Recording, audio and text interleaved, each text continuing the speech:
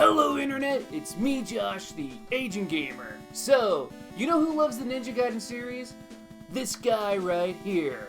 The games are action-packed and hard to master. The original trilogy on the NES is regarded as some of the hardest games on the whole system. Now, typically when people think about the Ninja Gaiden series, they think of the NES games or the 3D trilogy. But there's more Ninja Gaiden games out there. There's the prequel Game Boy game, Ninja Gaiden Shadow, which I already reviewed, you should check that out. There's also Ninja Gaiden Dragon Sword for the DS. I'd review that game myself, but it's kind of hard to review a game without getting a DS capture card, and I'm not going to go through that trouble. So let me go ahead and do a little mini review right now. The game it's alright. You hold your DS like a book, and the entire game is played with a stylus. Yeah, to move, to attack, everything is done with the stylus. It's pretty damn tough, but if you haven't played it, all in all, you're really not missing out on anything. Kinda random, but way on back in the year of 2008. When I reserved the game, I picked it up and I got a GameStop pre-order bonus. It's a Ninja Gaiden Dragon Sword stylus. Isn't that cool? You just take it off like that, and it's a cool stylus. Well, I think it's cool.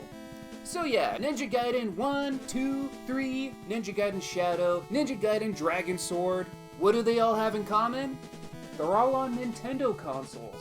What if I told you that there was Ninja Gaiden games on the Sega consoles too? They don't get talked about too much, but there's Ninja Gaiden for the Game Gear, and there's Ninja Gaiden for the Master System.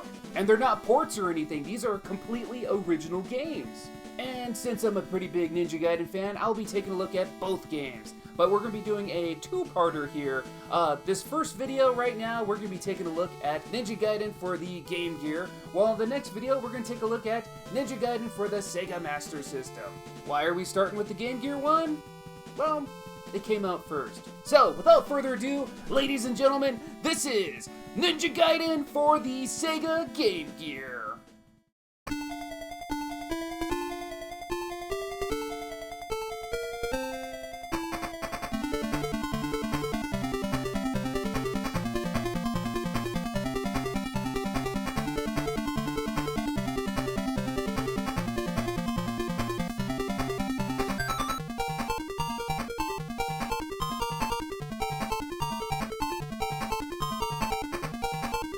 So, Ninja Gaiden was released in 1991 and was developed in-house by Sega. That's a pretty big deal because this was the very first Ninja Gaiden game that wasn't developed or even published by Tecmo. Instead, Tecmo licensed out to Sega so they can make their own game. And when you play it, you can kind of tell that this game was made by different people. Also because of this, the game has nothing to do with any of the other Ninja Gaiden games out there. So, without further ado, shall we take a look at the game? Of course, let's get to it! We start up the game and we immediately begin the first level. Hayabusa's village is under attack and we gotta figure out who did this. For the most part, gameplay-wise, the same ideas are here from the other games, running and slashing and all that.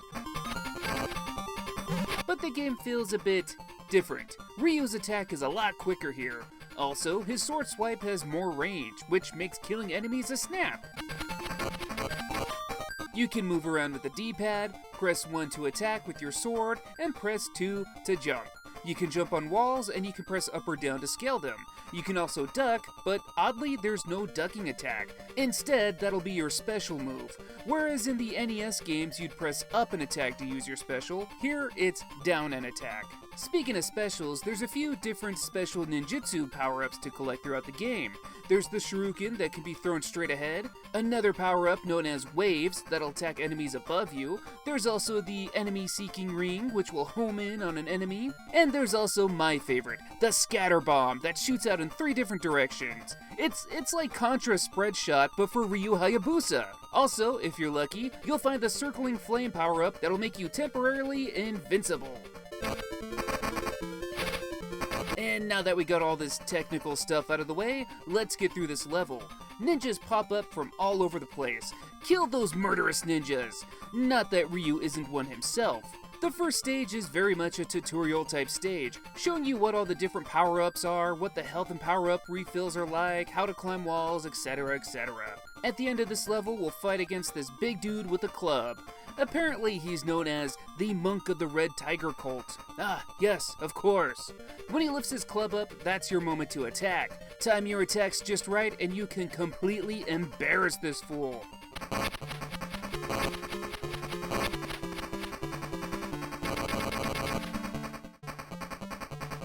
Why did you try to take my sword? I guess that was a thing that happened. Ah, jeez, that face is horrifying! Ryu, you'll find your answer in Kobe Harbor. Ah! Apparently Ryu's sword can sense evil and he uses it to find our next level, which is the harbor. There's jabronis with machine guns and scuba divers that jump out of the water. Like, that's a big jump coming out of the water. That's actually impressive. So we'll destroy everything in our way, and once we get to the end, we'll fight against General Totenkopf. The top of the boat shoots out deadly circles, while Totenkopf will randomly pop out of a window and throw grenades. This boss got the better of me at one point and kills me.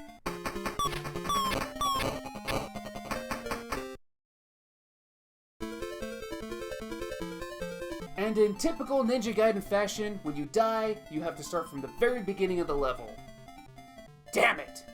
So we get back and I'm a bit more prepared. I mostly attack him when he pops out of the lower windows and I just try to play it safe when he's above me. But if you got a safe opening, go for it!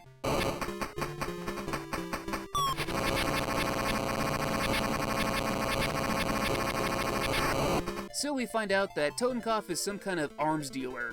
All of a sudden he gets radioed, which leads to Ryu impersonating him. God, I wish this cutscene had voice acting. And then Ryu just drives the boat to Hong Kong. The next stage has us climbing up some buildings. You can jump back and forth between the two buildings, just be aware of birds, potted plants, giant fire extinguishers, and the occasional suicidal shirtless dudes. This is actually a nice change of pace, but it doesn't last long. Once this section is over, we run into our next boss, Mr. Sin. So, Mr. Sin will shoot at you with his gun. I find it best to just run up and slash him as quickly as possible. After he loses a bit of health, he takes off his coat and enters martial arts mode. He starts shooting out energy waves or something at you. Dodge and slash for a bit and he'll be defeated. But before dying, he, rips one deadly fart. Like, really, it's coming out of his butt. Even Ryu was surprised. Deadly poop shoot toots? How am I supposed to take this game seriously now? So Mr. Sin's deadly farts knocked Ryu out, which led to the bad guys taking him all the way to India. This dude right here wants to know where Ryu is hiding the dragon sword. Ryu summons the dragon sword out of thin air and escapes.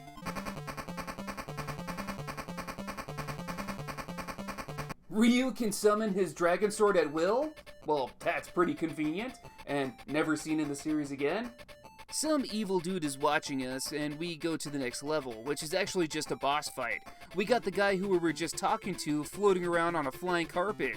He'll shoot out some spinning fireballs that you'll carefully have to avoid. Be cautious jumping around him because it's just way too easy to get stuck and die.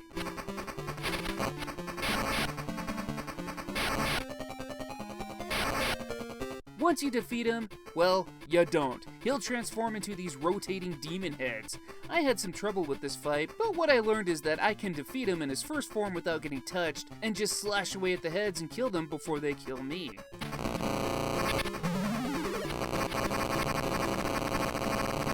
After we beat him, the big bad of this game that's been hunting for Hayabusa's sword blabbles for a bit, and then we enter the last level. And this stage does have some last level feels, like spikes, falling boulders, and fire shooting skulls. The level, all in all, I feel isn't too hard. You just have to be careful and time your jumps. Get past all this, and we get a cutscene with our final boss, Gaiden. And this demon reveals that by using his powers of mind control, he can start World War III. All he needs is Ryu's dragon sword so he can have unlimited power. We can't have that though. Let's kill him! So we start the fight, and he only really has one attack. He moves back and forth while shooting lasers from both hands. It's super easy to attack him. There's gotta be some other form he turns into, right? Well, after we drain his life bar, yup.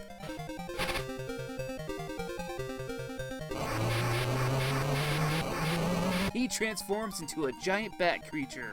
His attacks are the same though, the only difference is that he'll stop in the middle of the room and shoot some fireballs. If you know where to stand though, it's easy to bypass. Drain his life bar again and he transforms into his final form, a full-on fire-shooting demon creature. The fire attacks look chaotic at first, but once you learn his patterns, it's all about placing yourself in the right spot. He'll alternate between shooting in the middle of the room, which you just have to jump out of the way, and he'll also shoot a barrage of fireballs in your direction, which if you run from one side of the screen to the other, you should be able to avoid it. Once you dodge his attack, slash away at his head to damage him. I got the pattern down and I think I can beat him, but what? I ran out of time? Damn it, I forgot that these levels have timers on them. Whew, well, I got one life left. I gotta make this count. Let's do this! I run back through this level as fast as I can. I also make sure to grab the wave power-up, as that'll come in handy. I get to the boss and I defeat the first form rather quickly. I get to a second form and I do the same. Now we're at his final form. I got well over 100 seconds on the clock, almost a full health bar, and even 50 points of force to use my wave ninjutsu attacks. Shuriken, you're going down! I dodge those pesky fireball attacks, and I hit him with the almighty dragon sword that he's been seeking after this whole game. When I get the opportunity, I also hit him with my ninjutsu attacks. We go back and forth, but Ryu Hayabusa gets the win.